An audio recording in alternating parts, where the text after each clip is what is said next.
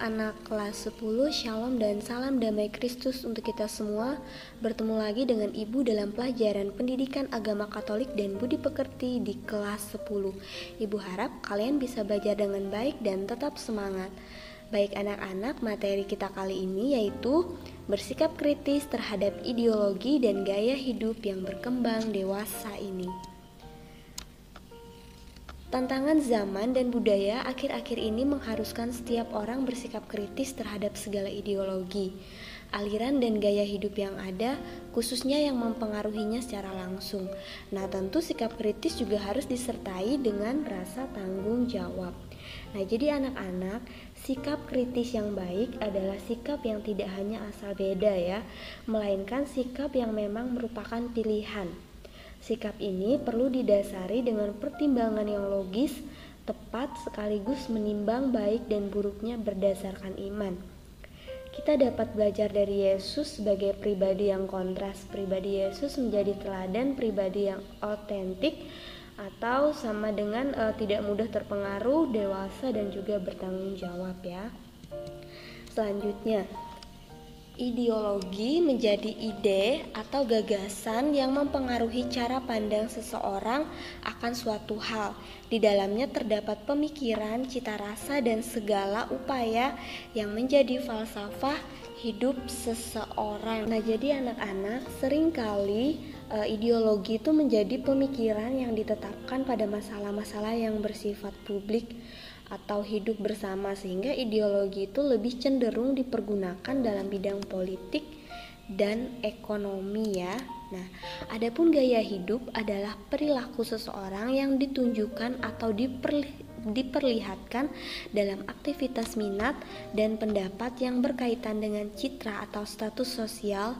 Gaya hidup akan mempengaruhi tingkah laku dan membentuk pola hidup seseorang. Nah, jadi anak-anak, gaya hidup itu dapat mempengaruhi seseorang dalam menentukan pilihan di dalam hidupnya ya. Kemudian, tantangan zaman dan budaya akhir-akhir ini mengharuskan kita untuk bersikap kritis terhadap segala ideologi, aliran dan gaya hidup yang ada, khususnya yang mempengaruhi langsung lingkungan dan pribadi kita. Nah, sikap kritis yang diperkuat dengan penghayatan iman yang otentik menjadi pilihan yang harus diambil untuk mengatasi tantangan zaman yang begitu hebat.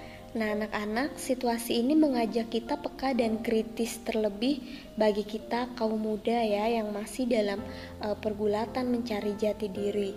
Seringkali kita dihadapkan pada posisi yang dilema ya, atau membingungkan untuk memilih. Lebih-lebih menghadapi arus zaman yang menyuguhkan problem baru yang lebih dan semakin kompleks ya. Nah, dalam usaha mencari dan menemukan identitas, kalian dan kita semua harus bersikap kritis ya, terutama ketika menghadapi tawaran-tawaran dan informasi-informasi yang ditawarkan oleh media, kemudian ideologi, aliran atau paham dan tren-tren yang berkembang saat ini ya. Nah, anak-anak, tentu sikap kritis juga harus disertai dengan rasa tanggung jawab ya. Sikap kritis yang baik adalah sikap yang tidak hanya asal beda, melainkan sikap yang memang merupakan pilihan ya, seperti yang dikatakan tadi.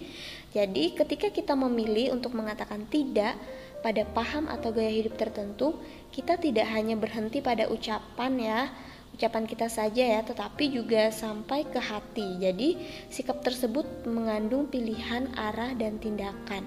Sikap ini perlu didasari dengan pertimbangan yang logis, tepat, sekaligus menimbang baik dan buruknya ya. Selanjutnya, untuk bersikap kritis namun juga bertanggung jawab, kita dapat bercermin pada sikap Yesus ya. Yesus dapat kita jadikan contoh yang luar biasa karena dirinya sungguh-sungguh menjadi pribadi yang kontras. Pribadi Yesus menjadi teladan pribadi yang otentik ya, artinya tidak mudah terpengaruh, dewasa, dan juga bertanggung jawab. Selanjutnya, ideologi dan gaya hidup dapat memberikan pengaruh negatif maupun positif ya. Sebuah ideologi atau paham tetap tergantung dari setiap individu dalam memandangnya.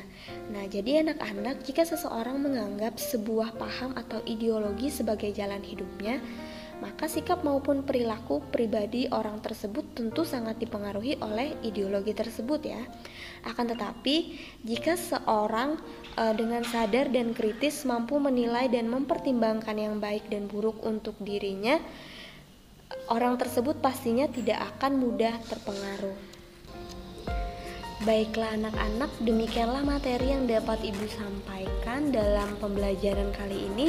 Semoga apa yang Ibu sampaikan dapat bermanfaat bagi kalian semua. Sampai bertemu di pelajaran selanjutnya dengan materi yang baru. Sampai jumpa lagi, tetap jaga kesehatan dan semoga Tuhan memberkati. Thank you and God bless us.